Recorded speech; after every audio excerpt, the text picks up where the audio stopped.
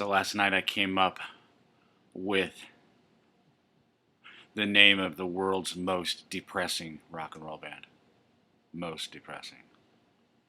I've been writing names for rock and roll bands for about 10 years in pursuit of the jokes that I intend to use in a story that I will write someday. I haven't written it. Obviously, I've been working on it for 10 years and I haven't written it, but the particular joke turns on Ramblin' Gamblin' Willie showing up with his guitar to play at a talent night or something like that, and not being permitted to take the stage until he provides the name of his act, the name of his band. And so Willie will come up with one band name after another, only to instantly reject them and replace them with another one. And it's belabored to go through the gag this way, but when I finally write it, it will be funny. I'll give you an example or a couple of examples of the band names. One of the band names is Skull Pudding. That's like a nice name for a heavy metal band, Skull Pudding.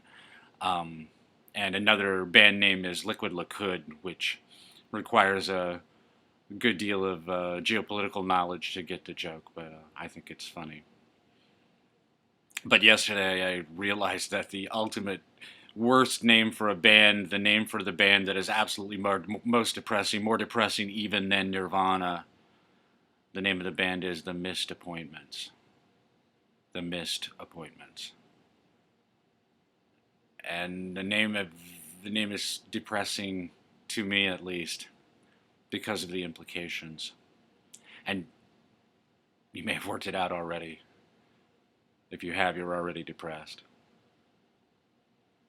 But that expression, missed appointments, is something that I could use in front of a crowd of people 40 years old and younger. I could go into any crowd of people 40 and younger, and I could make half of them cry on the spot just by saying, prove to me that you're not a missed appointment.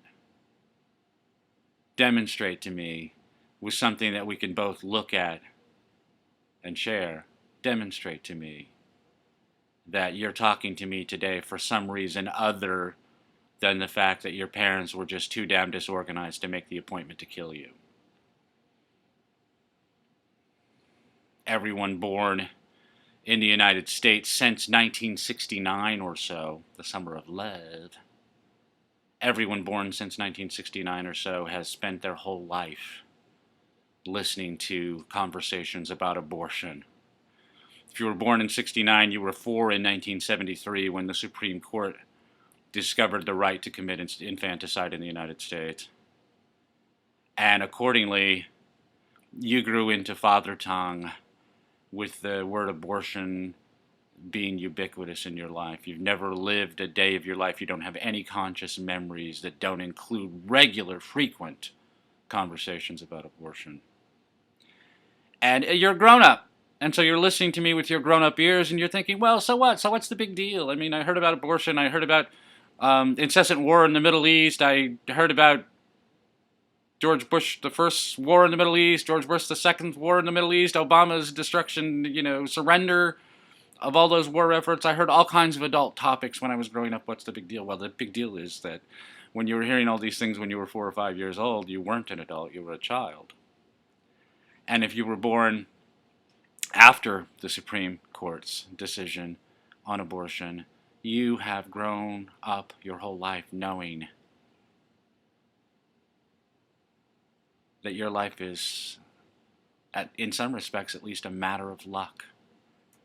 That your parents were lawfully, your mother at least, was lawfully authorized to terminate your life when you were still in her womb.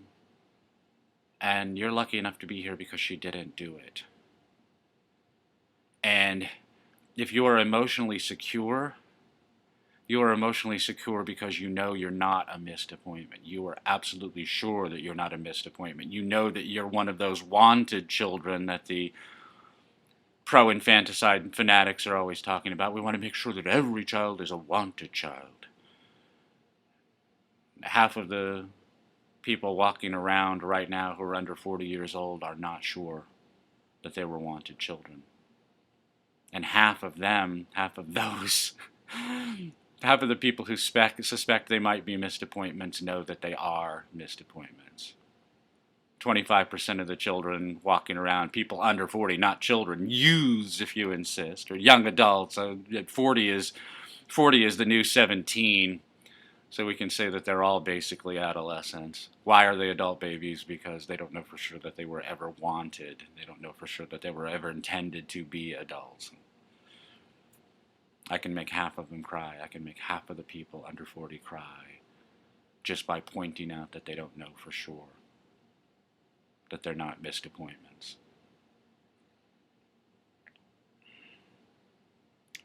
What an awful week this was.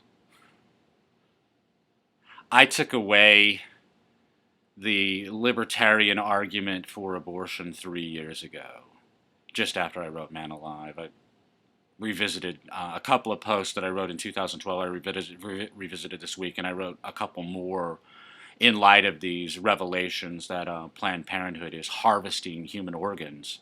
Harvesting organs from late-term abortuses in order to sell them on the open market. And the discussion so far has turned on legalities and utilitarian considerations. Is it illegal to harvest baby parts and sell them? I don't care. Is there some secondary benefit that can be used to rationalize this atrocious, ghoulish injustice? I don't care.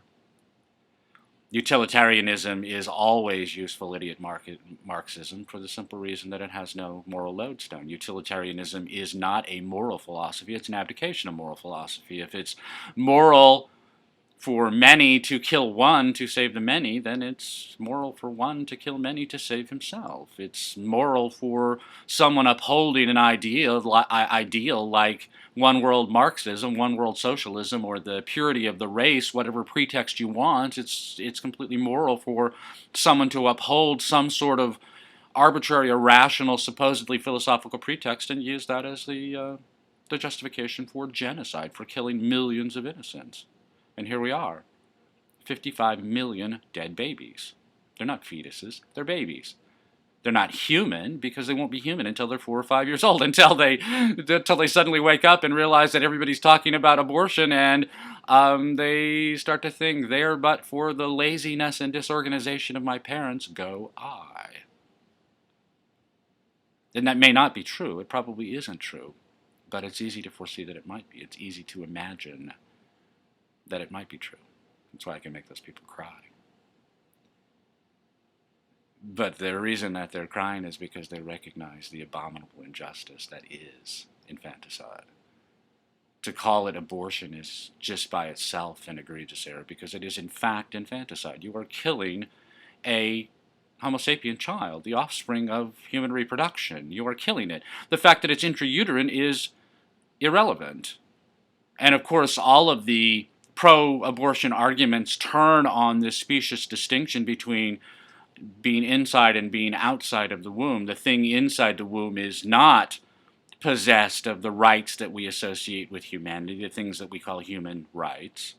The thing that exists outside the womb suddenly, instantaneously, and miraculously is possessed of these human rights. In fact, the thing is exactly the same thing, whether it's inside the womb or outside the womb, that instant of separation changes absolutely nothing in the state of that organism's humanity. That organism is not a human being. That organism is no more human than a dog in that state, and will not be human until it graduates into father tongue, until the child graduates into father tongue, until the child turns to mom or dad or grandma or some other adult and says, "You're not the boss of me." It's the birth of humanity. The actual birth of humanity is somewhat before then, a day or a week or a month before then. But the child manages to communicate the fact that the status has changed, that it's no longer an exceptionally talented mammal, but is now a full-blown human being with those words, or something similar to them. "You're not the boss of me."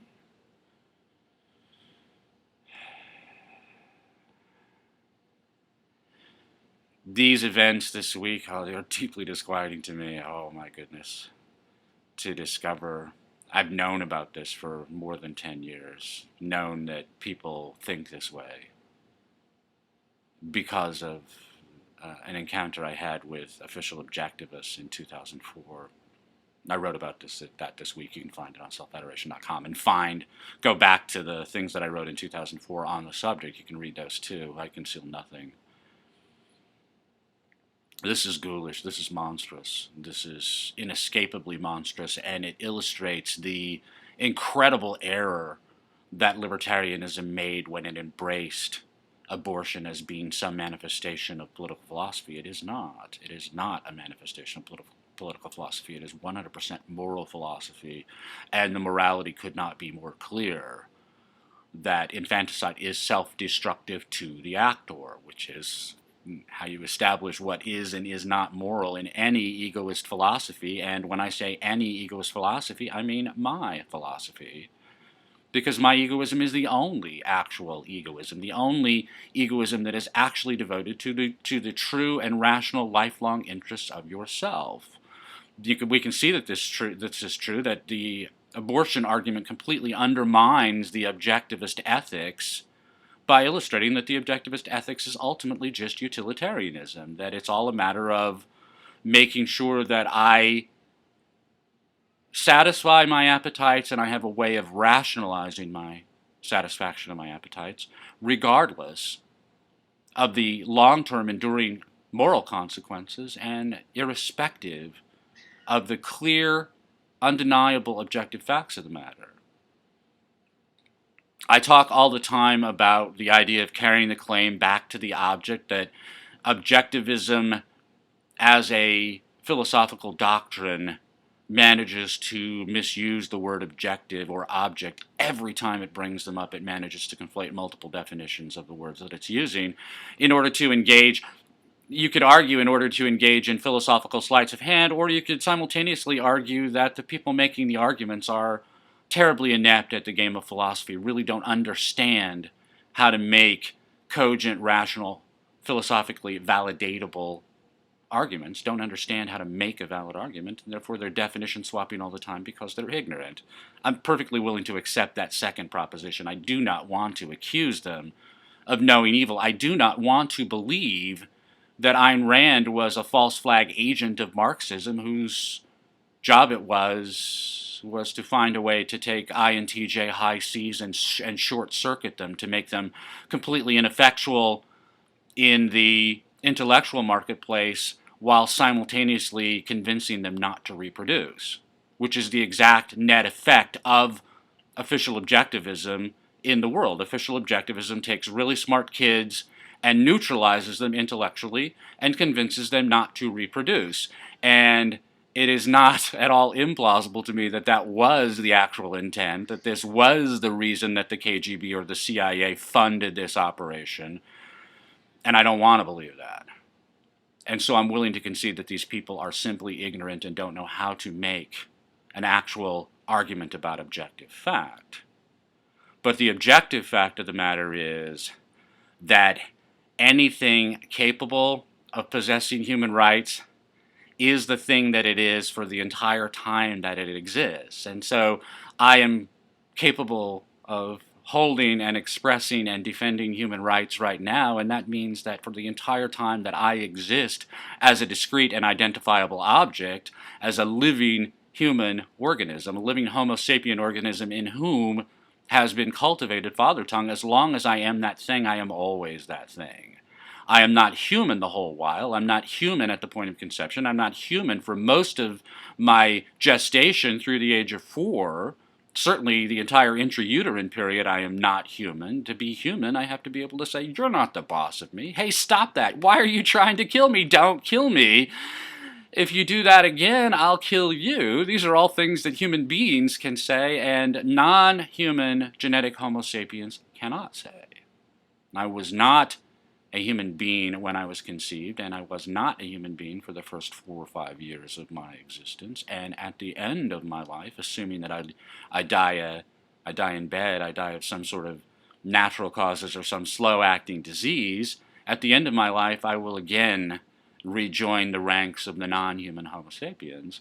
But nevertheless, I will have been that one same object the entire time.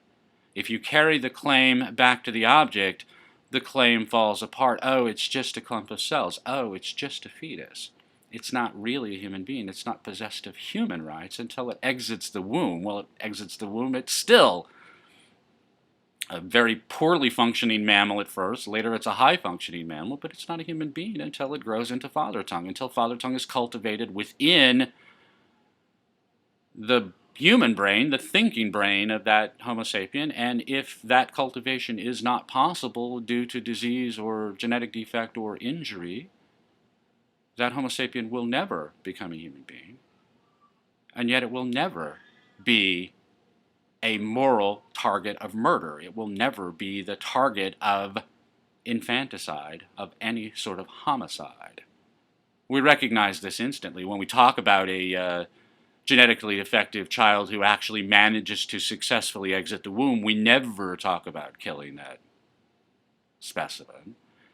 Head injury cases abound. If you go to the head injury hospital, you will see amazingly incompetent Homo sapiens who nevertheless manage to inhale, exhale, ingest, digest, excrete, engage in all of the life processes, and we never think about murdering those people and harvesting their organs. The prohibition against homicide is not required by nature. Nothing that is possible to human action is in some way impossible to human action. Homicide, of course, is possible. The history of human life on Earth is a succession of homicides. And yet we have cultural taboos against homicide for obvious reasons, that we do not want to live in a circumstance where we have to fear our neighbors every time we close our eyes, and therefore we inculcate our children from a very young age why homicide is evil. Wrong, morally wrong. Not to be suffered, not to be tolerated, not to be encouraged, not to be justified or rationalized, not to be excused, certainly not to be celebrated. Not a subject for which we want to entertain the idea that there might be a reasonable or rational profit motive. Not something that we want to excuse in order that we can take advantage of it. Too bad about the dead baby, but I needed to do some experiments on baby hearts, so I'm so glad I got some baby hearts that I can buy on the open market. This is inexcusable. All of this is inexcusable. All of this is viciously unjust as a matter of politics. Obviously, that the child has, inside the womb or outside the womb, the child is the perfect victim for homicide. If you want to kill a baby, nothing could be easier. It's almost as easy as killing a cockroach. Cannot be justified morally, is necessarily self-destructive to the actor, is necessarily self-destructive to the actor. Even in a case where you can justify killing another person as in self-defense, the calculus of loss tells you that this will be self-destructive, that you will be worse after the event than you were before it. Obviously, you would have been still worse had you chosen not to act. You might even be dead had you chosen not to act. You might be the dead one instead of the other guy, but if you leave the other guy dead, the mental and emotional scars that you've introduced in your mind will endure. You will not escape this. This is self-destructive. Killing another man in self-defense is self-destructive. And ergo, and obviously, every other form of homicide, including infanticide, including intrauterine infanticide, every form of homicide is necessarily self-destructive, is therefore necessarily anegoistic, is therefore necessarily, inescapably, categorically, morally wrong. And I demonstrated all this 3 years ago, and of course no one has challenged this. No one has challenged this. Nobody ever argues with me anyway. That doesn't make me right, but it does seemingly make me unassailable. But the events this week make it plain to me that libertarianism is mine. All of libertarianism is mine, because it's the hard cases that tell you where a philosophy breaks down.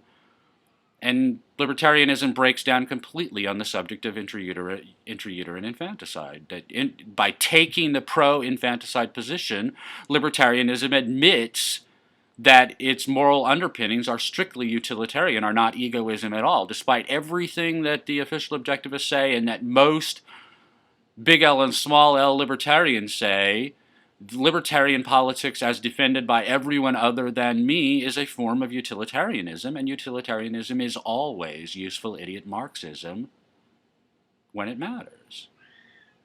And this is why we find the libertarians, the big name libertarians, big shoe libertarians, the Reason Magazine libertarians, why we find them again and again and again taking the Marxist position in matters of controversy.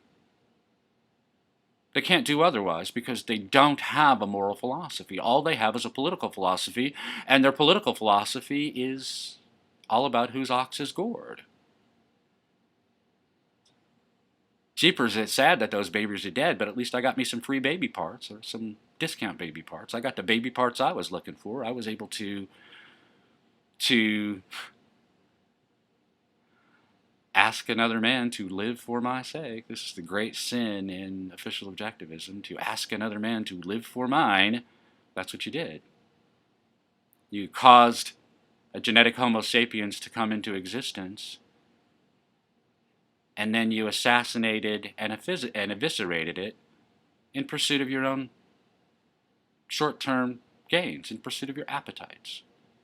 You satisfied your appetites with the life of a genetic Homo sapiens. It's no different than killing a head injury patient or killing a genetically defective child.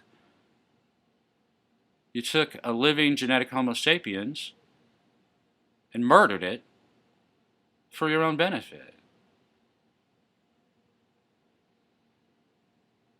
This is monstrous. This is ghoulish. This is evil. And it's unsupportable. Cannot be defended in philosophy.